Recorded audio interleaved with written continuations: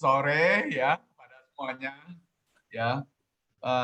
Bapak, Ibu, saudara-saudari terkasih semuanya dalam Dhamma, terima kasih atas kondisi ini. Ya, saya sungguh berbahagia hari ini bisa hadir di tengah-tengah Bapak Ibu. Ini satu berkah, satu pengalaman yang saya lihat ini hebat sekali ya menurut saya.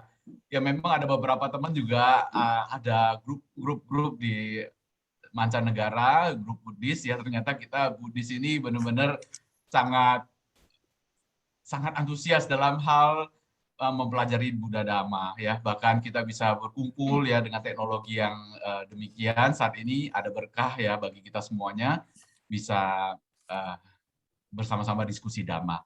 Nah, saya izin dulu ya sebelumnya untuk share screen ya.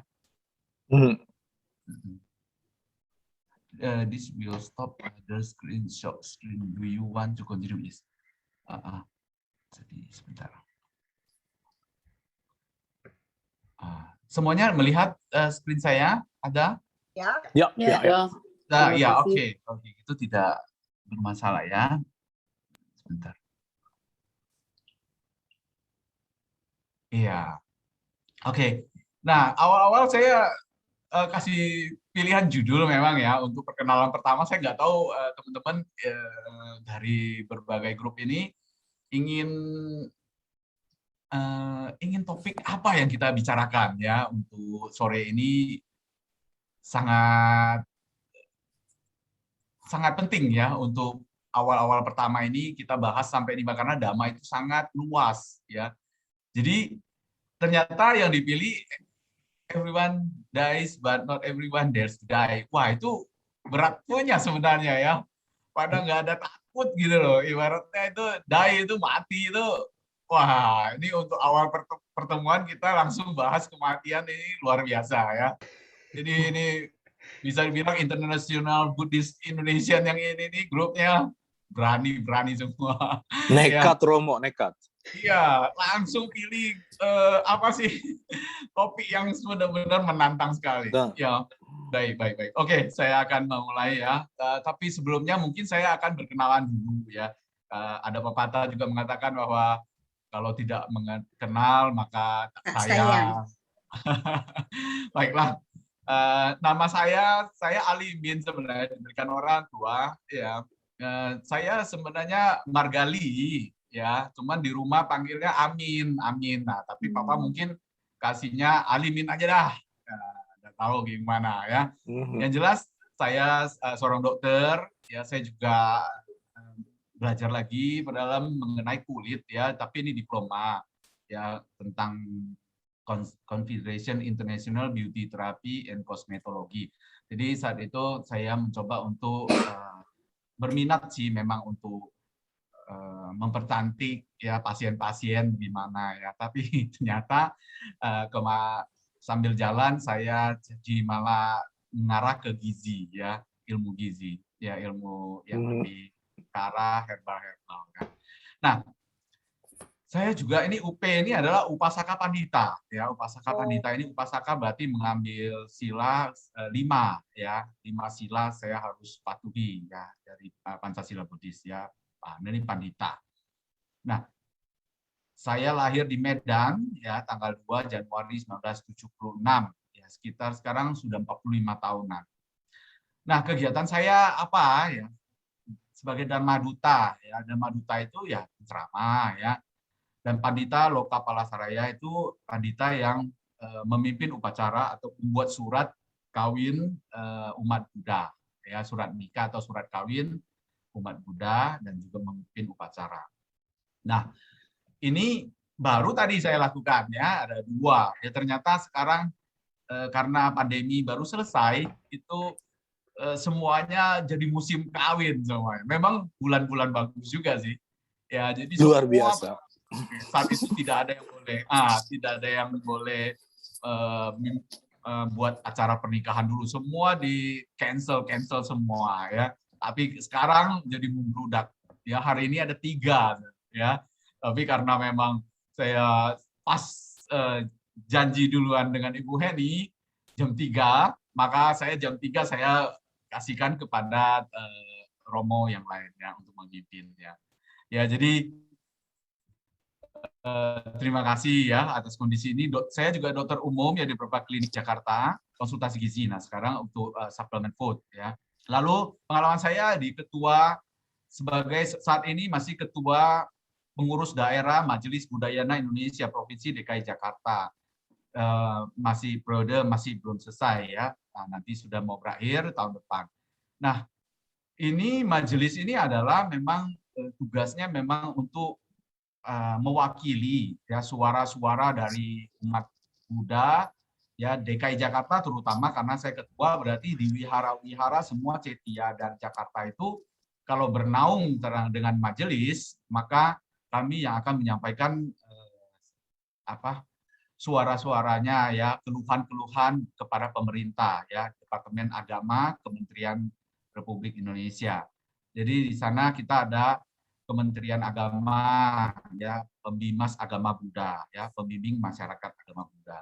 Nah, di sana itu ada memberikan perhatian kepada umat Buddha, terutama wihara yang di mana wihara sudah tertinggal, ya, banyak. Nah, itu bisa mereka diskusikan dan juga pandita-panditanya bisa dijaga, ya, bagaimana kesejahteraannya. Bahkan ada kadang-kadang pemerintah memberikan dana-dana bantuan, ya, dana-dana operasional kepada wihara-wihara dan cetia-cetia di Jakarta. Nah, seperti itu tugas saya. Ya, penyuluh agama Buddha, Kementerian Agama Kanwil DKI Jakarta sejak tahun 2019 ya saat ini. Saya juga penyuluh, ya, jadi ini yang saya gunakan ini adalah penyuluh. Saya terpilih juga sebagai penyuluh agama Buddha dari Kementerian Agama. Jadi ini mewakili pemerintah. Ketua komunitas Vipassana Wihara Ekayana Arama. Mungkin ada yang kenal Wihara Ekayana Arama yang sudah yang cukup besar ya menurut saya di Jakarta ini, mungkin dia bisa nomor 1 terbesar sekarang. Ya, karena memang muat banyak sekali umat, ya, ribuan. Ya. Jadi kalau sekali Waisak itu bisa sampai 10.000 ya hadir di sana. Ya, jadi luar biasa. Nah, saya sebagai ketua komunitas Vipassana ini mungkin sudah tahu adalah meditasi. Nah, meditasi di sana inilah pintu masuk. Ya, saya banyak ketemu dengan aliran-aliran lain. Artinya umat-umat yang bukan Buddhis, ya, banyak yang masuk ke sini tempat komunitas ini untuk mengetahui meditasi. Nah, di sini kita bisa ambil kesimpulan bahwa Buddhis itu identik dengan meditasi. Ketika mereka ingin mencari meditasi, itu penasaran ingin tahu apa, mereka langsung pilih Buddhis. Karena Buddha atau Buddhis itu ikonnya tuh Buddha Gautama itu kebanyakan adalah posisi meditasi, posisi duduk. Ya, oleh karena itu umat Buddha ya harus menguasai meditasi. Kalau kita umat Buddha tidak mengetahui meditasi untuk apa, nanti kalau menjawab salah. Nah, karena kita umat Buddha, kita sudah mewakili ajaran Buddha, begitu jelasin kepada umat non-Buddhis, nah disangkanya meditasi itu begitu. Nah, ternyata itu bukan ajaran Buddha, meditasi itu. Ya, yang seperti gini. Ya, jadi kita harus belajar. Nah, oke, saya juga ketua pengurus Yayasan Bigut, ya. Ini ada dibentuk oleh begitu banyak romo-romo, ya, guru-guru meditasi, ya, guru-guru sekolah Buddhis, itu semua berkumpul di sini. Ya, saya ketua duanya, ya. Nah, ini untuk membantu para guru-guru yang mendapat di sekolah negeri terutama, yang mendapat income yang kurang memadai lah, artinya, ya. Kurang lebih hanya sebulan ada yang dapatnya cuma 1 juta, ya. Bagaimana untuk melindungi keluarganya, yang menafkahi keluarganya, ya, sedangkan gajinya segitu. Nah, sehingga mereka banyak yang tidak mau menjadi guru agama Buddha. Nah, sehingga kita di Yayasan Bigut ini semua berkumpul untuk menggalang dana agar bisa sebisa mungkin siapa yang bisa kasih 200 dalam 300, 400 dalam per bulan rutin untuk dikumpulkan semuanya untuk ditransferkan kepada guru-guru di Kalimantan. Nah, sekarang kita banyak kan mengarah ke Kalimantan, ya, kota Singkawang terutama karena umat Budanya mayoritas di sana. Ya, tetapi guru-gurunya agama Buddha nggak ada. Ketika itu sekolahnya diminta tanda tangan orang tuanya, terpaksa ikut dengan ajaran agama lain, padahal dia agama Buddha. Nah, disitulah kenapa kita cari tahu bahwa ternyata guru agama Buddha nggak ada yang mau, ternyata nggak ada, nggak laku. Mereka lulus dari sana banyak kan, aduh pilih, ya udah kerja lain aja lah, kerja yang lain aja lah. Karena kita kurang memikirkan bahwa guru. Kalau guru nggak ada, bagaimana murid sekolah mendapatkan, udah tahu kita sekolahnya berkurang. Ya, sekolah Buddhis itu kalah jauh sebenarnya. Nah, sehingga banyak generasi muda kita banyak yang hilang akhirnya, banyak ya. Maka kita ini cuma 1%, bahkan 0,76 sekarang dari seluruh penduduk Indonesia 260 juta penduduk Indonesia, hanya 0,76% umat Buddha. Ya, nah itu kurang lebih itu ya. Nah, saya langsung melihat, aduh, dulu 1%, kenapa kok jadi ini? Bukan turun, tetapi karena penduduk Indonesia bertambah, ya, dan percepatan itu akhirnya yang dari agama lain lebih cepat. Ya, agama Buddha itu lambat. Nah, itu kita untuk memecahkan soal ini ya. Makanya sekolah kita itu kurang ya, sekolah Buddhis, sehingga anak-anak muda banyak yang orang tuanya Buddhis, malah anak-anaknya bukan Buddhis. Nah, baiklah. Wakil Ketua Pengurus Lembaga Kepanditaan MBI DKI. Saat itu saya juga Wakil Ketua dari Pengurus Lembaga Pandita. Ya, sekarang saya ketuanya. Jadi di atas pandita-pandita semuanya ada saya yang mengurus semuanya. Jadinya saat itu. Nah, anggota pengurus Pusdiklat Agama Buddha. Saat itu saya juga ada di Pusat Pendidikan Latihan Agama Buddha Indonesia di periode 2012-2017. Nah, inilah sedikit pengenalan saya. Saya banyak ketua-ketuanya juga sih. Makanya jadi tampangnya lebih tua ya dari usianya. Kagak Romo. Tampangnya masih muda. Ya, baik. Oke, saya cukup ya. Nah, kita hari ini sebenarnya tidak terlalu serius ya. Kenapa? Karena ini memang kita membahas yang serius. Jangan serius-serius. Ajaran Buddha itu kita ini sebenarnya, ya, tujuan Buddha mengajarkan Dhamma kepada kita apa tujuannya? Tujuannya Buddha adalah membebaskan kita dari penderitaan, loh, agar kita terbebas dari duka ini.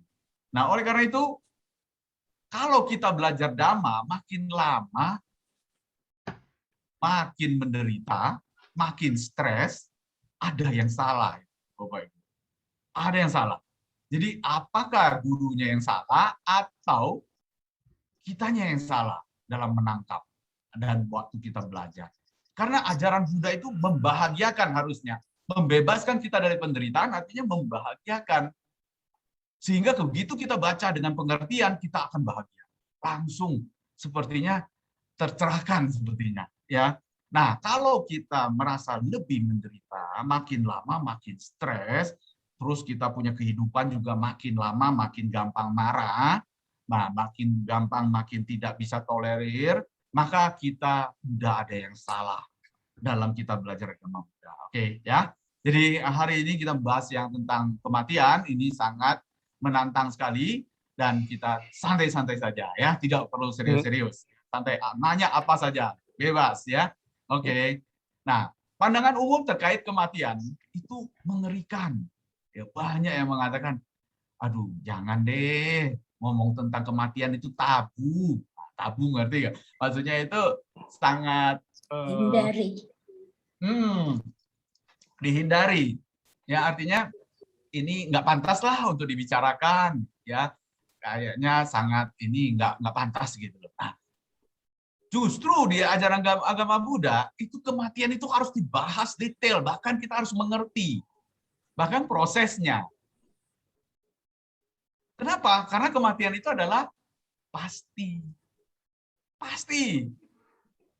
Saya nggak mau mati, ya jangan lahir. Seperti itu aja. Nah, jadi kalau nggak mau mati, jangan lahir. Nah, jangan lahir. Saya nggak mau tua, jangan lahir juga.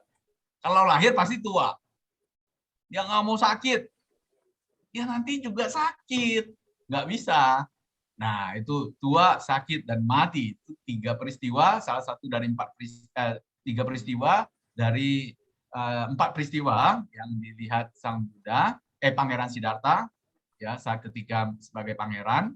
Nah, itu yang membuat Pangeran Siddhartha itu tidak bisa dibendung lagi.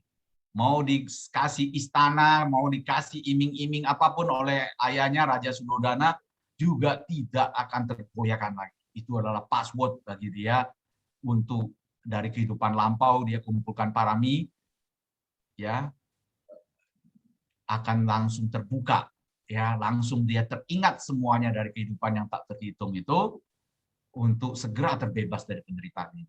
Ya, 3 password ini. Nah, sekarang hari ini kita bahas yang kematian, ya.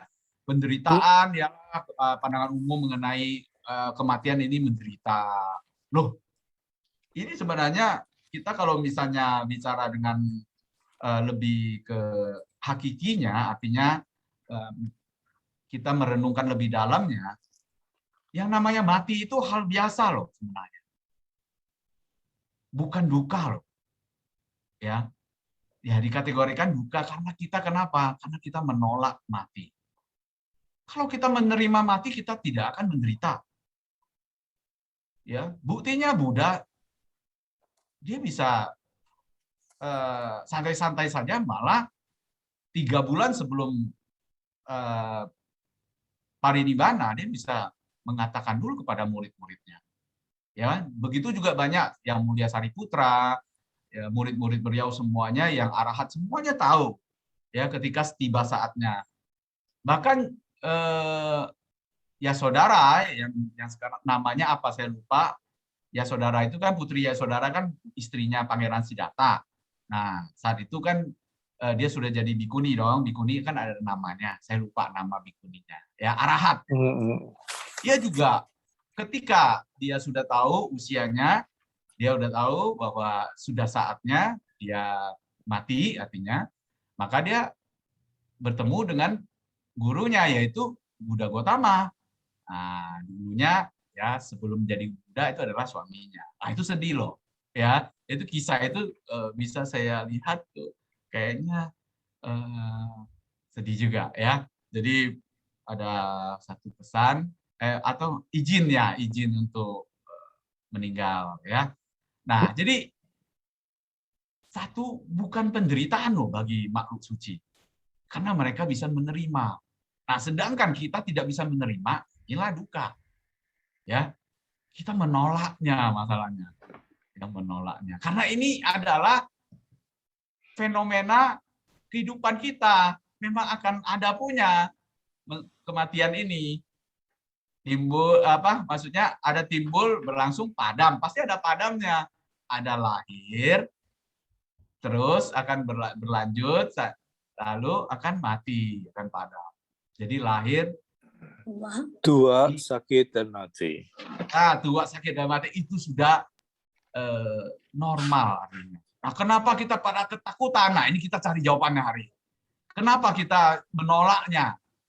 Ya, tentu saja saya juga akan, saya sebagai pembicara, saya juga tidak terhindar dari ini. Ya, ketika saya mengalami sakit yang luar biasa saat itu juga, ketika saya pandemi mulai di Indonesia itu, saya mengalami tuli sebelah, ya agak terganggu pendengaran saya. Nah, saya kira kan saya sebagai dokter kan saya tahu ya kira-kira ya mengarah ke sinusitis lah. Ya, saya rasa ini kayaknya ada sinusitis ya, terus ke sini ya agak budek gitu. Budek itu artinya agak pendengaran berkurang ya. Nah, jadi ternyata karena pandemi saya nggak mau ke THT. Ya, saya coba makan obat sendiri, obat sinusitis, obat apa. Ternyata sungguh begitu banyak antibiotik, obat apapun tidak ada pengaruh. Maka ketika itu saya coba ya, begitu pandemi udah mulai agak turun, saat itu mulai agak terbuka sedikit, saya baru kesana. Karena kan saya ada orang tua, ada anak kecil, ada baby, maka saya bertahan nggak mau keluar dulu, ya takut membawa virus. Makanya saya terus bertahan sampai beberapa bulan saya coba ke rumah sakit, ya. Ternyata di THT juga tidak menemukannya. Ya, dia bilang juga hanya rinitis saja, rinitis di sini komplikasi ke sana. Ternyata beda lagi. Ternyata saya coba lagi ya dengan second opinion dengan teman adik kelas saya malah. Sekarang dia spesialis THT. Dia minta saya datang. Ya nggak usah daftar, langsung datang aja, langsung masuk aja. Langsung masuk sana, nggak perlu daftar, ke ruang praktek langsung diperiksa, lebih mendetail ternyata ada tumor, ya ternyata diperiksa adalah CA, kanker, ya jadi kanker nasofaring yang ternyata dia sudah membesar merembet ke sana, ya jadi juga ada pembesaran pembuluh limfe sudah sampai ke dekat limfoma, makanya dia curiga limfoma. Ya jadi ini begitu langsung saya mendengar kabar bahwa saya didiagnosa langsung penyakit mematikan ini, saya langsung timbul diam sebentar dan merasa tidak mungkin gitu. Ibarat saya jaga makanan dengan baik, kok saya cukup jaga dengan suplemen food yang saya apalagi pembicara gizi, ya saya merasa kayaknya tidak bisa menerima, nggak percaya bahwa kok bisa ya saya kena CA nasofaring usia 45 tahun, 44 saat itu berarti kan, 43, 44. Karena saya punya pengalaman, pasien saya dari dulu itu, ya dari 2002 itu, pasien saya itu, kalau saya ketemu 3 pasien yang nasofaring, kanker nasofaring. Jadi 3-tiganya meninggal, tak tertolong juga, ya tak tertolong. Satu anak muda, ya satu anak muda. Jadi 3-tiganya meninggal. Sehingga saya mulai down, kepercayaan diri, takut langsung. Nah, di situ saya sudah namaskara kepada ibu saya, ya saya udah minta maaf juga, ya saya kena ini, ya mau nggak mau harus terima, saya bilang ini. Nah, masih masa pandemi itu ya, jadi, nah saya juga, nah saat itu saya mencoba menenangkan diri, ya mencoba memakai dhamma untuk backup lah, artinya untuk menenangkan saya. Saya bicara sendiri, kamu kan Romo Alimin, kamu kan pandita yang sudah belajar Abhidhamma 4 tahun dan juga memperdalamnya di Bogor, Abhidhamma Study Group 2,5 tahun, harusnya kamu sudah tahu bahwa memang mati itu pasti kan, sakit itu pasti kan. Jadi kita nggak bisa pilih-pilih, kita mau dikasih pilih kanker, jantung, stroke, penyakit autoimun dan diabetes atau apa, atau penyakit Alzheimer dan sebagainya, nggak bisa dipilih. Mau pilih yang mana? Memang tidak bisa dipilih. Mau pilih pun belum tentu. Nah, seperti itu. Dan dipilihkan nantinya. Nah, dipilihkan siapa? Nggak tahu. Ya, yang jelas terkondisi karma akan berbuah. Nah, ketika itu saya mencoba untuk sudah menjelang malam nih ceritanya. Ya, saya sudah pesan kepada teman-teman bahwa kondisikan saya untuk berbuat baik deh. Saya kalau selagi masih bisa beraktivitas, mohon bantuan teman-teman kondisikan. Saya kan ketua, sehingga teman-teman yang ada acara-acara, saya ingin berbagi, saya bilang untuk berbuat baik. Nah, jadi teman-teman sudah oke. Lalu saya mau tidur, saat itu udah jam 10 ya malam, itu nggak mau tidur dia. Padahal saya sudah mencoba dengan berbagai macam lagu tenang, di YouTube juga kita ketik ya lagu hipnosis itu, ya itu musik-musik, dengerin nggak mau udah jam 12, jam 1, jam 2. Saya bilang, saya mau tidur. Dia nggak mau. Inilah kegelisahan batin, udaca namanya. Jadi ini tak terkontrol. Dari situ itu saya mikir ini, saya mau tidur. Kok tubuh saya sama saya punya pikiran ini nggak mau ngikutin saya gitu. Jadi siapa kamu? Malah saya memikirkan ini ada makhluk lain ini. Kenapa nggak mau tidur? Siapa saya? Saya malah memikir, apa aku ini? Kok nggak mau tidur? Saya sudah ingin tidur sekarang. Dia nggak mau tidur. Nah, jadi dia nggak bisa dikontrol. Inilah anatta. Nah, di teori saya tahu anatta, makanya saya bilang, waduh, ini bukan milikku nih. Tubuh ini bukan milikku. Dia tidak bisa dikontrol. Saya minta dia tidur, dia nggak mau. Dia nggak mau. Saya minta dia tenang, dia nggak mau tenang. Padahal saya memakai kata-kata teori bahwa semua akan mati, tidak ada yang kekal. Sudah ngerti, kita sudah ngerti secara teori. Tapi ketika menghadapi ini, saya ternyata tidak bisa juga. Nah, akhirnya pakai lagu-lagu Amitabha lah, apalah ya untuk supaya tenanglah, tapesong lah, apalah ya mantra-mantra apa pun nggak ada pengaruh apa-apa, ya nggak efek, ya. Jadi tetap aja nggak bisa. Akhirnya saya sampai pagi, sampai jam 6 pagi, orang tua saya, mama saya kebetulan tinggal dengan saya, maka saya menghadap mama, saya bilang, "Ma, saya nggak bisa tidur seharian, nggak ada tidur sama sekali. Saya sudah menderita sekali, Ma." Saya hampir nangis, saat itu nangis lah, nangis. Saat itu, "Ma, tolong saya gimana?" Nah, saya hampir minta tolong mama. Mama saya udah 70 tahunan, ya kan? Mama bilang, "Ya sudah, kamu coba baring aja ya. Mama akan bantu doa," gitu ya. Jadi saya juga nangis pun tidak ada guna, tak bisa tidur. Ada apa sebenarnya penyebabnya? Ya, penyebabnya ya ternyata itu saya takut mati, takut meninggalkan istri, anak, takut meninggalkan semua orang tua, semua yang saya ternyata saya melekat begitu dalamnya. Nah, itulah kisah tentang saya, sehingga saya sudah konsul dengan guru saya. Tolong saya gimana ini, saya nggak bisa tidur. Oke, kamu coba sekarang bicara dengan jadi kamu ini harus umpama memang ada ata. Kita kan anatta. Ata itu adalah diri, ya, ada konsep diri. Ata, inti diri. Jadi ternyata ada diri, banyak macam kita melekat itu diri. Jadi diri yang satu itu dia tidak mau mati. Dia nggak ngerti dhamma dia. Dia belum tahu dhamma. Nah, sedangkan kamu ini tahu dhamma. Kamu bisa melihat bahwa kematian itu hal biasa, tapi dia nggak mau. Tapi siapa dia? Nah, jadi seperti itu. Akhirnya saya diajarkan untuk berkomunikasi jadi tiga orang untuk bicara. Coba kamu bicarakan, renungkan dengan konsentrasi.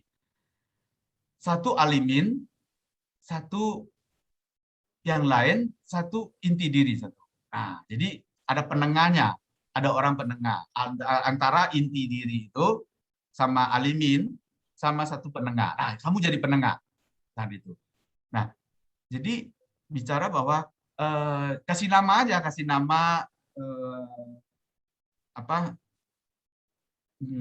Kasih nama orang baik. Ya, kamu orang baik yang nggak mau tidur itu loh. Ya, orang baik. Saya tahu kamu ini sayang sama Alimin, tapi Alimin itu mau tidur, ya kan? Kalau dia tidak tidur, gimana, ya kan? Kamu sayang dia kan? Harusnya nanti urusan masalah-masalah lain setelah tidur aja, baru kita pikirkan lagi. Nah, si pemikir namanya, sorry, namanya pemikir. Nah, ke pemikir yang baik, kamu kita sama-sama tidur yuk, ya kita tidur saja, ya nanti baru bangun ini lagi. Jadi seperti seorang gila, orang gila. Jadi ternyata memang benar kayak gitu, ya. Tetapi saya kurang kuat saat itu, masih kurang kuat. Akhirnya saya sebagai dokter, saya bisa membuat resep. Saya minta saya punya adik untuk segera beli ke apotek untuk membelikan obat tidur. Saya satu kurang, masih belum bisa. Saya sudah bilang saya nggak bisa makan, mual. Kalau kita tidak tidur kan stres, asam lambung akan keluar dengan begitu banyaknya dan mual. Mau makan nggak bisa, sehingga saya lemes juga. Wah, luar biasa. Saya hanya bisa minum air madu saat itu untuk glukosa. Nah, untuk mempertahankan hidup. Saya bilang saya mati bukan karena kanker nih. Saya mati karena saya ketakutannya, kegelisahan batin saya nih.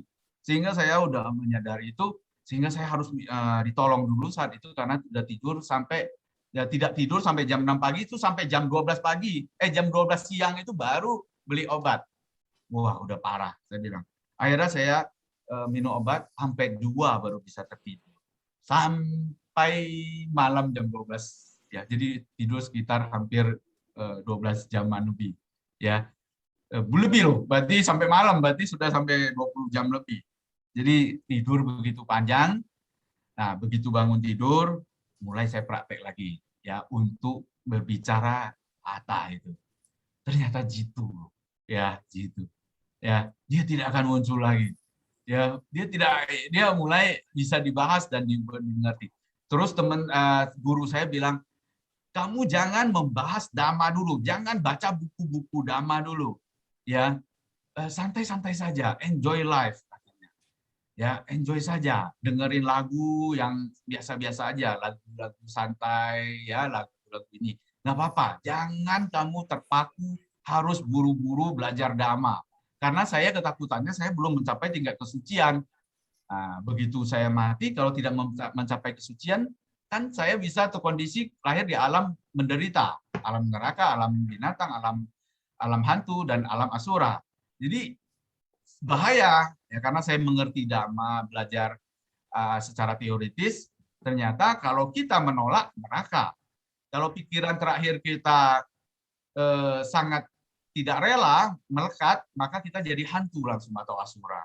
Kalau kita gelisah-gelisah seperti yang tadi, itu langsung jadi binatang. Nah, itu saya belajar secara teoritis, maka saya ngerti. Jadi ketika itu saya gelisahnya itu karena saya melihat bahwa ini nggak benar karena saya belum suci. Saya harus segera coba untuk belajar meditasi segera. Segera saya praktekkan Vipassana. Nah, apa yang saya belajar Vipassana sebagai ketua Vipassana selama 8 tahun, terus retret juga ternyata belum membuat saya mampu untuk menghadapi ini. Ya, menjelang kematian ini sangat berat sekali.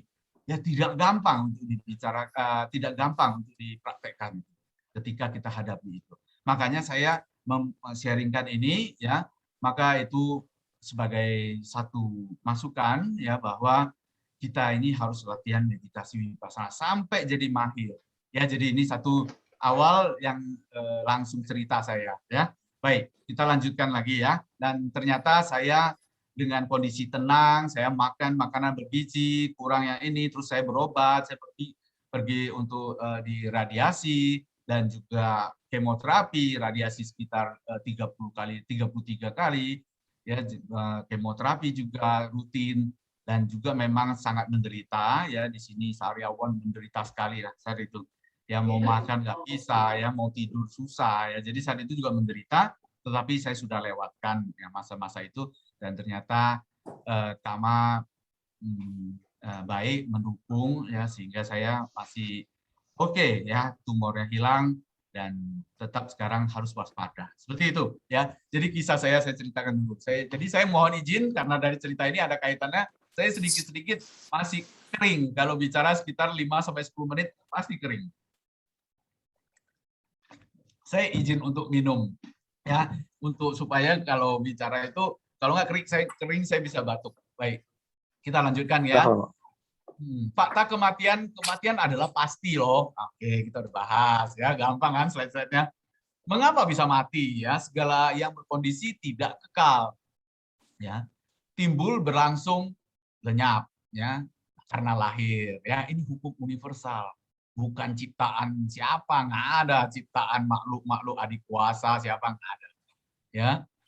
Ini hukum universal ya. Jadi Buddha menemukan ini. Jadi kita sangat berterima kasih pada Buddha. Kalau Buddha tidak ceritakan yang ada hukum ini, kita kacau. Ya, kita hidupnya seperti ini, melekat ini, kita nggak tahu. Ya, jadi kita sangat bersyukur dalam ajaran Buddha ini, Buddha menemukan begitu banyak. Ya, ada Paticca Samuppada, ada Kamapala Punabawa, ya. Jadi ada kelahiran Bali dan sebagainya. Ya. Jadi kalau lahir pasti akan mati. Kalau mati pasti akan lahir. Nah, itu makhluk. Ya. Kalau mati pasti lahir. Ya, jadi nah, Justru itulah Buddha mengajarkan kita agar terbebas dari kelahiran. Jangan lahir lagi, ya, yaitu merealisasi nibbana. Ya karena lahir itu udah pasti nanti kena tuh yang namanya duka, ya udah pasti duka. Berpisah dengan orang yang dicintai, ya bertemu dengan orang yang tidak menyukai kita, dan semuanya itu akan banyak duka. Sakit, tua, mati, nah juga itu akan kita alami terus-menerus kalau kita lahir. Maka kita perlahan-lahan kita belajar Dhamma, step by step, kita mulai dari bahas kematian. Bagus judul ini ya. Baik, penyebab kematian secara umum itu apa? Penyebab kematian secara umum. Nah, kita harus tahu sekarang bahwa mati itu banyak orang kan, jadi judul saya itu adalah everyone die. Ya memang semua orang mati, tapi nggak semua orang tuh berani mati. Nah, yang berani mati ternyata itu adalah siapa? Makhluk-makhluk suci, ya, yang sudah mencapai tingkat kesucian pertama, Sotapanna, tingkat kesucian kedua, Sakadagami, tingkat kesucian ketiga, Anagami, tingkat kesucian keempat, yang tertinggi yaitu Arahat. Ya, kita pencapaian kita adalah tingkat kesucian Arahat tertinggi. Ya, jadi tidak ada yang lebih tinggi lagi, Arahat. Arahat itu Buddha, Buddha Sawaka, ya, Buddha yang makhluk yang belajar dari ajaran sama Buddha, maka kalau dia berhasil menjadi Sawaka Buddha atau Arahat, ya. Nah, jadi ini mati. Itu kalau pandangan umum itu mati kan disebabkan oleh ya banyak macam, ya, kecelakaan, bisa penyakit, usia, pola hidup, pikiran, ya, stres, ya, sampai dia meninggal juga bisa. Yang nah ini pikiran lo nggak bisa tidur lo, ya biasanya lo di sini bisa mati. Nah ini penyebab secara umum, ya. Nah jadi mati itu kita udah tahu kalau kita lahir tentu kita akan mati, ya. Nah kita cari penyebab kematian itu, ya ternyata penyebab kematian itu karena kita lahir. Nah jadi kita jangan lahir, toh. Nah, ini sudah dibahas berulang-ulang. Nah, supaya kita paham, ya. Mengapa banyak yang takut mati? Nah, ada yang apakah ada yang berani mati? Tadi sudah dibahas. Maksud berani mati dalam Dhamma adalah berani hadapi kematian dengan tenang. Nah, di sini, ya. Jadi banyak orang yang bukan makhluk suci. Nanti mungkin akan ditanyakan, loh, ada orang yang berani bom bunuh diri dan sebagainya. Berarti dia berani mati dong. Ya. Kata maksud dari sini berani hadapi kematian dengan tenang. Pikiran benar, bijaksana, tanpa ada loba, dosa, moha. Nah ini LDM. Ya, contoh Arya Pugala adalah Arya ini adalah suci, Pugala adalah makhluk suci. Nah jadi kalau orang-orang yang misalnya teroris bom bunuh diri itu mereka itu berani, kita lihat secara berani, ternyata dia gelisah, ya, dia tidak tenang sebenarnya, penuh kebencian di sini ada. Ya, kebencian, ya, nekat di sini itu artinya kebodohan batin luar biasa, karena dia nggak ngerti, dia nekat aja, ya, dia merasa bahwa mati sudah oke, sudah langsung lahir di surga dan sebagainya. Nah itu dia kebodohan batin dia, ya. Nah itulah yang dimaksudkan ini berani mati ini bukan seperti itu dalam Buddhis. Berani mati itu adalah berani hadapi kematian dengan tenang. Mati sebentar aja. Mati itu sebentar. Menjelang kematian itu yang lama. Ya, walaupun jantung ya berhenti itu belum tentu mati. Ya, kan kita mati definisinya adalah cuti cita. Nah, ada namanya proses pikiran namanya cuti cita. Nanti saya akan terangkan di terakhir, ya. Ya, jadi kita bahas cuti cita, ya. Jadi sebelum cuti cita berarti belum mati, ya. Pikiran masih berlangsung, apalagi tubuhnya kalau masih panas itu masih ada kama, karena utu mengkondisikan, utu itu adalah panas, ya. Suhu itu akan dikondisikan oleh kama, ya. Kama, ya. Jadi masih ada kama yang terus berbuah. di dalam tubuh. Jadi belum mati. Bahkan ada yang mengatakan otaknya sudah mati, ya, di elektroencephalogram itu sudah mati, sudah tidak ada bereaksi, itu belum tentu mati. Ya, banyak orang yang begitu disangka mati, sudah dikubur, ya, ternyata dia gedor-gedor lah gitu, ya, peti matinya, ya, ternyata ada yang namanya mati suri dan sebagainya. Nah itu dalam dhamma belum. Nah itu nanti kita akan bahas dalam sekali itu mengenai rupa witi, ya, proses jasmani ini. Ya, tapi ini hanya apa saja ya, perkenalan saja. Oke. Nah, jadi karena menolak, ya, mengapa banyak yang takut mati? Nah, ini kita harus tahu nih. Supaya kalau kita tahu penyebabnya, kenapa kita takut mati? Karena mati itu hal biasa. Kenapa kita takut mati? Inilah yang paling harus kita renungkan. Ini juga PR bagi saya juga. Supaya secepatnya untuk merealisasi tingkat kesucian. Untuk supaya tidak ada gelisah lagi. Ini yang menyiksa kita loh. Ini luar biasa. Mati sebentar aja sebenarnya. Mati, tak tahu apa-apa lagi toh. Nggak tahu apa-apa, nggak merasa lagi toh.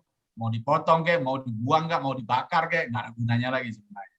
Ya, jadi orang katakan, lalu kok dibakar, kasihan dong, kan panas, apanya kasihan, ya, itu seonggok seperti kuku, ya, seperti rambut, itu udah terputus, sudah mati loh, ya. Nah, jadi kita tidak melekat sampai situ.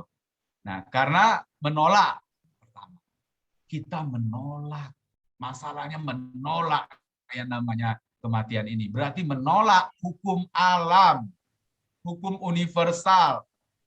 Hukum alam, kita ini termasuk di dalam alam.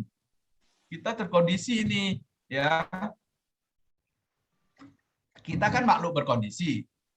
Pesan terakhir Sang Buddha itu apa? Ketika menjelang Mahaparinibbana dari Sutta, dari Buddha, menjelang wafatnya Buddha. Ya, ketika itu beliau mengatakan satu kalimat, yaitu Waya Dhamma Sankara, Apamadena Sampadeta. Coba dicari ya. Waya Dhamma Sankara, apa segala sesuatu yang terkondisi itu akan hancur. Ya. Berjuanglah dengan perhatian umum. Ya, Apamadena Sampadeta. Seperti itulah.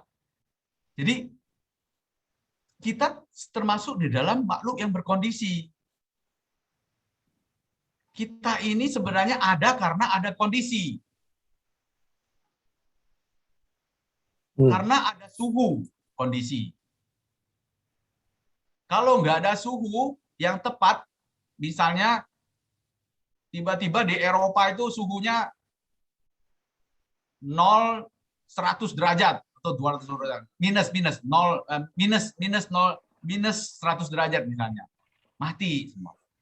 Ya. Bahkan ada yang 0 derajat aja mati, ya.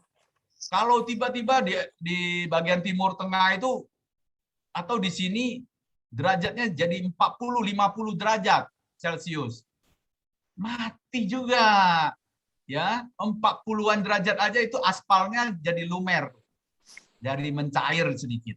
Aspal mobil jalanan, ya, itu di India saya tahunya 40-an derajat. Ya, kita tubuhnya berapa? 36 derajat, ya.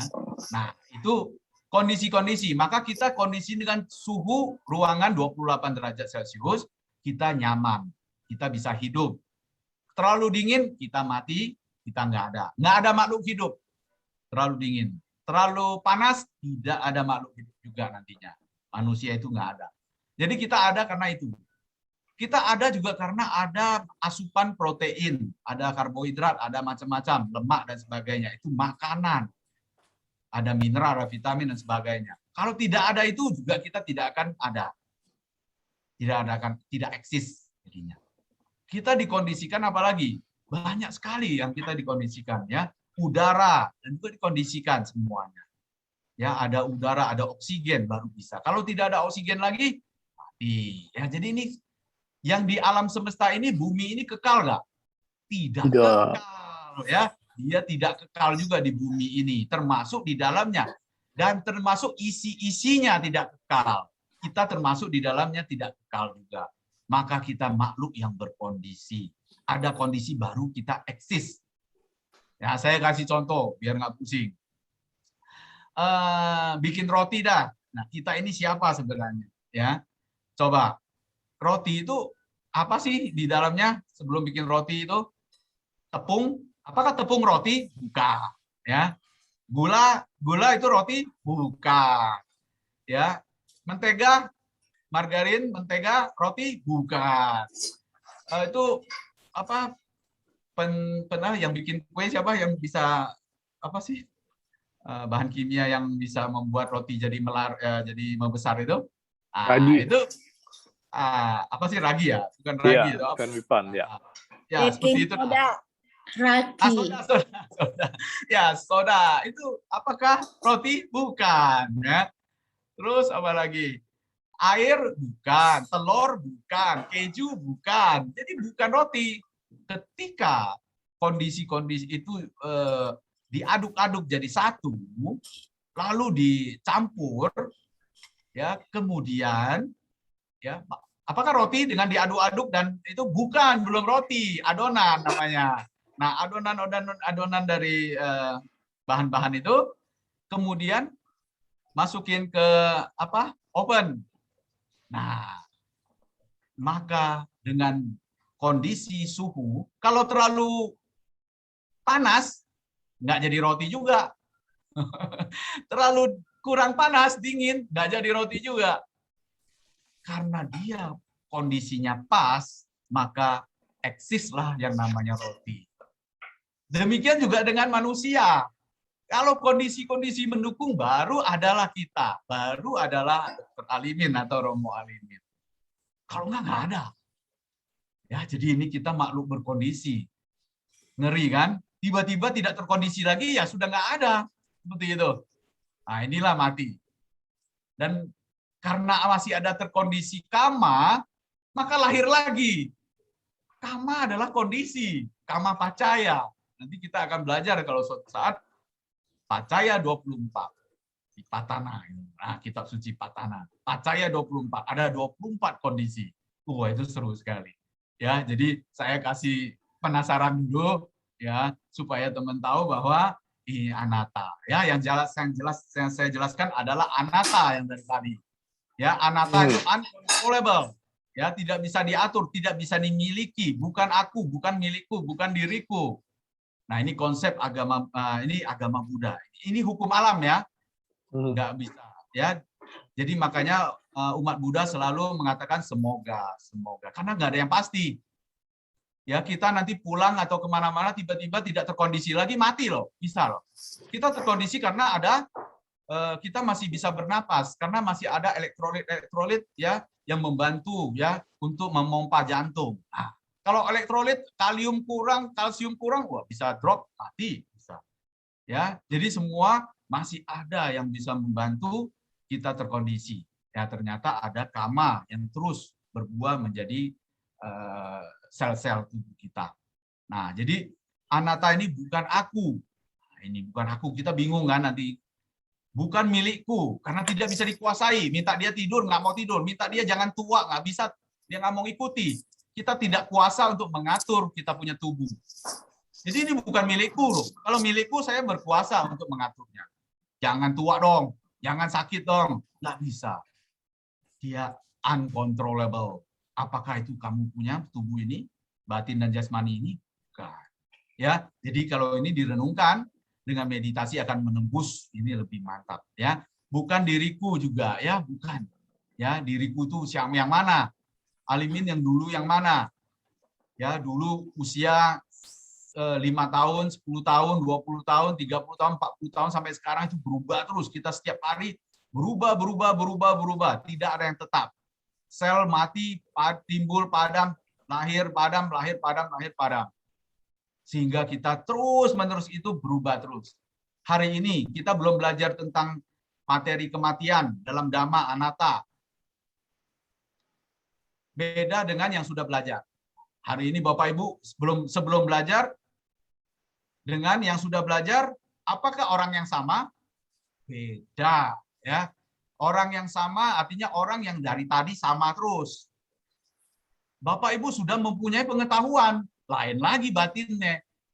Pengetahuan dan kebijaksanaan Bapak Ibu sudah beda.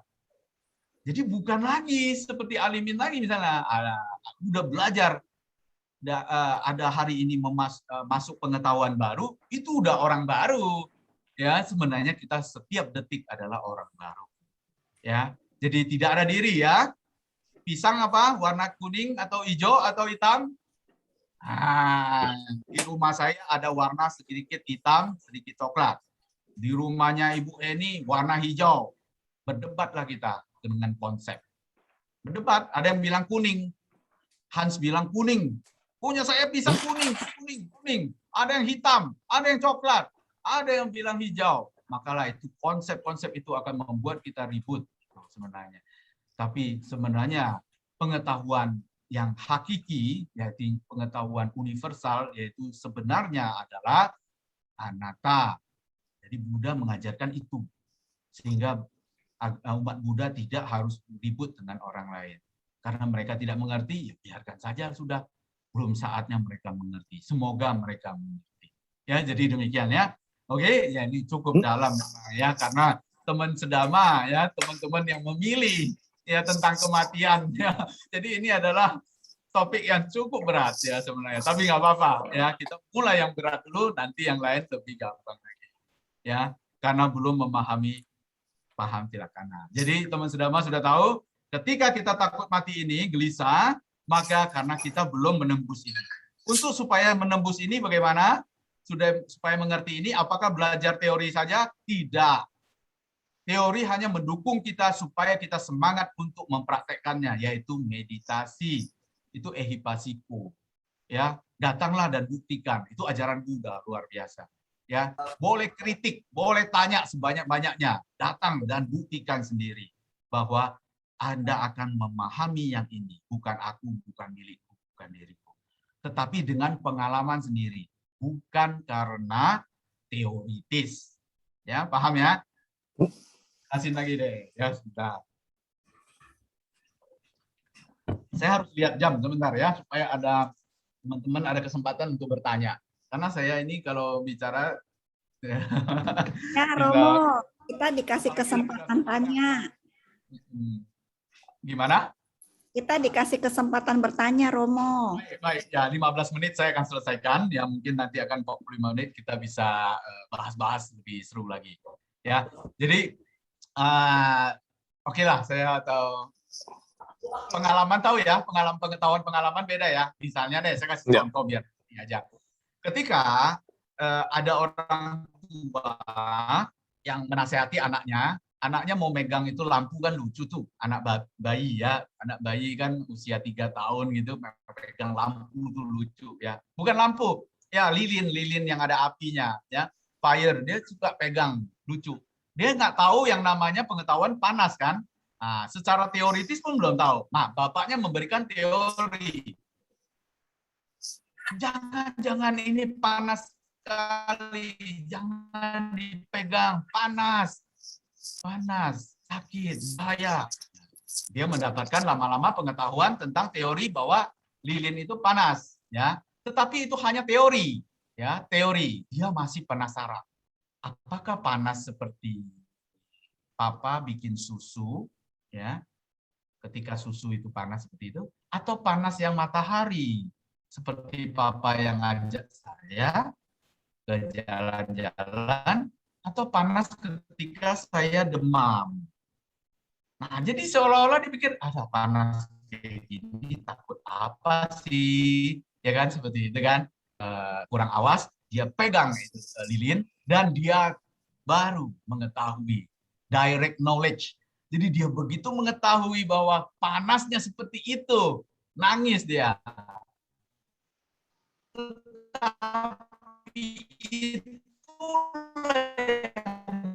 membuat dia kapok dan selama-lamanya. Dan pengetahuan yang itu sangat membuat dia untuk tidak akan melepas, ya artinya penasarannya itu dia kemelekatannya ingin menyentuh, ingin tahu, ingin-inginnya itu udah nggak ada.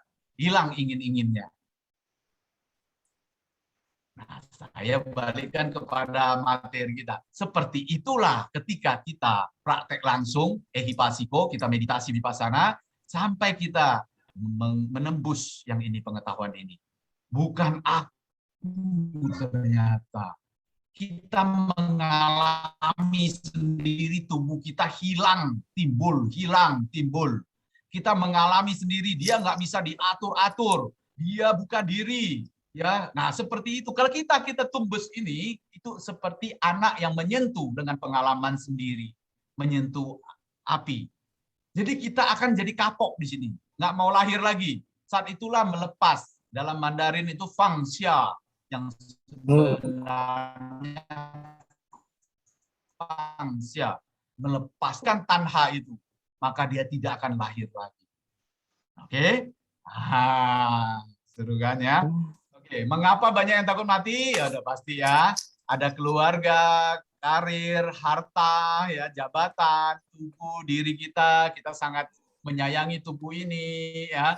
Ya termasuk saya dulu ya.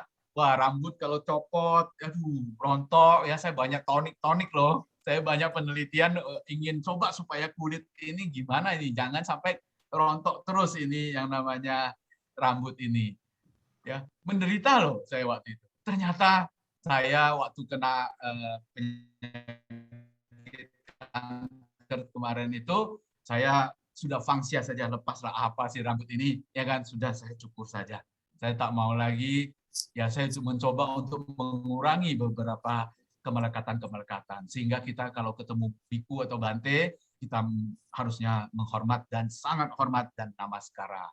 Ya, jadi kita harus benar-benar, karena mereka sudah berusaha berjuang untuk melepaskan kemelekatan. Ya, jadi kita harus patut menghormati dan benar-benar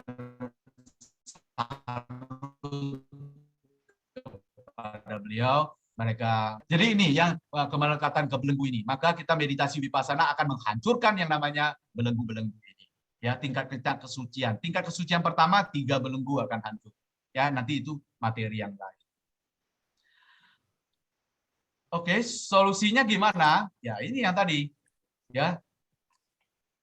Nah, ini sebenarnya kita solusi untuk umat Buddha dan semuanya, kita juga termasuk saya, jangan takut mati. Jangan takut mati. Mati udah pasti. Kita berusaha secara teori jangan takut mati. Nah, ini teori ya. Jadi untuk mencapai jangan takut matinya harus praktek. Masing-masing bisa. Karena kita sudah lahir sebagai manusia dan bertemu dengan Buddha Sasana.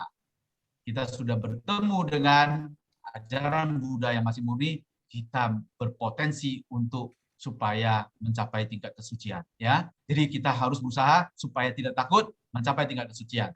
Nah, tetapi secara teoritis kita tidak akan seperti orang ketakutan yang tidak pernah belajar Dhamma. Maka kita bisa lebih bisa menahan diri sedikit mengenai padahal memang pikiran dia takut terus, tapi kita bisa sedikit kendalikan lah ya, jangan sampai seolah-olah kita tuh sangat panik ya harinya. Nah, jadi ini. Kemudian jangan tunggu mati. Nah, jangan tunggu mati. Memang kita akan mati, tapi jangan ditunggu. Ya. Kita hari ini jangan pikirkan masa depan. Hari ini kita yang penting. Masa lampau sudah berlalu, saat inilah yang harus kita lakukan dan kita punya tugas adalah saat ini. Saat ini pikiran saya kalau buruk, maka saya akan coba berubah. Ya, saat ini saya stres, saya ada masalah. Saya akan berubah. Nah, ini untuk mencari solusinya saat ini. Jangan tunggu mati jadinya. Tidak peduli, mati udah pasti nanti akan terjadi. Kapan? Who knows? Semua tergantung hasil karma dan kondisi-kondisi yang kita ciptakan. Ya, jangan tunggu mati. Lalu jangan cari mati. Cari mati. Kebut-kebutan di jalanan. Waduh, hari ini beli Ferrari. Kebut tes. Katanya bisa lari sampai 200 mil atau apa, coba tes. Nah, itu kan cari mati ya namanya, ya kan? Kita mengkondisikan karma. Ingat, kita ada karma buruk, ada karma baik yang tak terhitung banyaknya. Sehingga kalau kita yang namanya kondisikan, maka dia akan berbuah. Karma itu adil, bukan nggak ada yang ciptain. Dia kalau terkondisi, dia akan berbuah. Kalau tidak kondisi, dia tidak akan berbuah. Bahkan jadi expired. Namanya ahosi karma.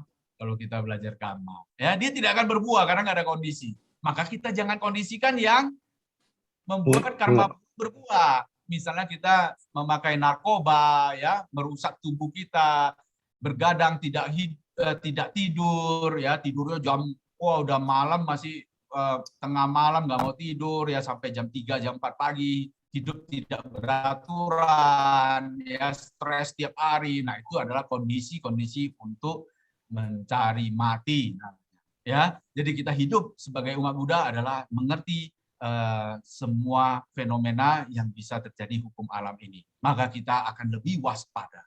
Oke? Meditasi samatha dan vipassana. Nah, samatha silakan ya, dia akan membantu supaya tenang. Ya, ini mencapai ketenangan. Kalau ini bijaksana. Orang bijaksana pasti tenang nggak? Pasti tenang.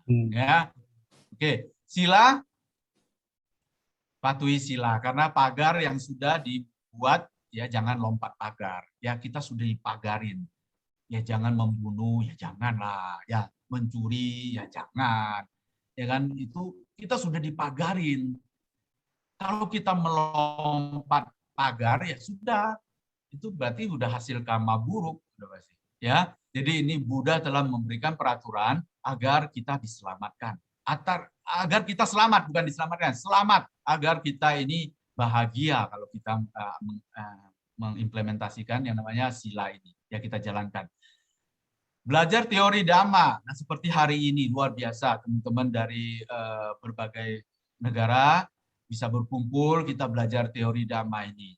Ya, ini makan waktu ya padahal 2 jam ya teman sedama benar-benar komitmen ya untuk berjalan-jalan atau kemana-mana kita korbankan semuanya hanya untuk belajar Dhamma. Ini satu progres yang bagus yang harus kita banggakan juga, atau bukan banggakan, kita hargai bahwa satu prestasi ya, kita harus prestasi kecil pun kita harus hargai. Ya, renungkan. Hari ini kita banyak merenung ya, mungkin teman-teman merenung udah banyak, bahkan sudah panas di sini. Sudah panas nih ya. Ibu Eni juga udah panas mungkin ya, karena sudah mulai berasap. Dan buktikan dengan pengalaman pribadi ya seperti tadi. Kesimpulannya, jalan mulia berunsur 8. Ya, apa pengertian yang benar ya atau pandangan benar, pikiran yang benar, apalagi ucapan yang benar, perbuatan yang benar, mata pencaharian yang benar. Mata pencaharian yang benar atau penghidupan yang benar ya. Dan juga usaha yang benar, perhatian yang benar, konsentrasi yang benar. Ya, jadi inilah semuanya ya dari sisi Buddha Dhamma, tubuh kita dipengaruhi oleh juga ya cita utu kama ahara ya. Nanti ini materi lain. Saya rasa ini terlalu panjang ya. Oke, jadi kita ini tubuh ini dipengaruhi oleh ini, dibentuk oleh ini ya. Kama, pikiran, ahara ini adalah obat-obatan, udara, air dan sebagainya, vitamin semua ya, karbohidrat semua di sini ahara. Dan ini cita utu ini suhu, iklim. Ya, seperti tadi roti. Ya, suhu ya. Ini suhu mempengaruhi kita, kalau enggak ada kita. Tubuh ini enggak bakal timbul. Ya. Oke. Nah, ini sedikit cuplikan aja mengenai proses pikiran. Proses pikiran sebenarnya begitu. Ya, tapi nanti ini ada materi sendiri, yaitu Abhidhamma. Mohon maaf, ini saya memberikan ini supaya intinya saya akan membicarakan bahwa kita mati, ini death ya. Kalau ini saya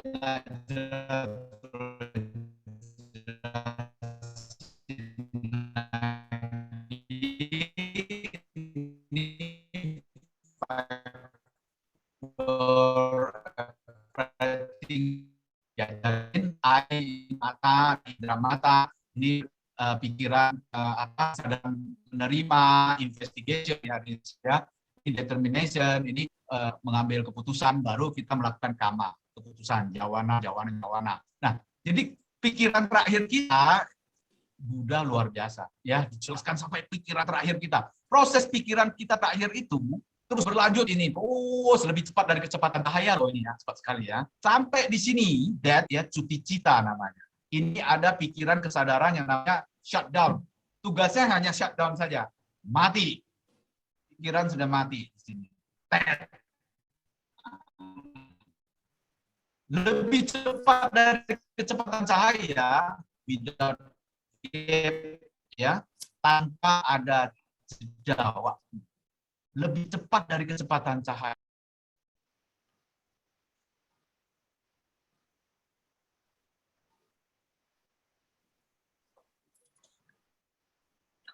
Maaf, ini audionya kurang Kayaknya bagus ya. audio Romonya Iya.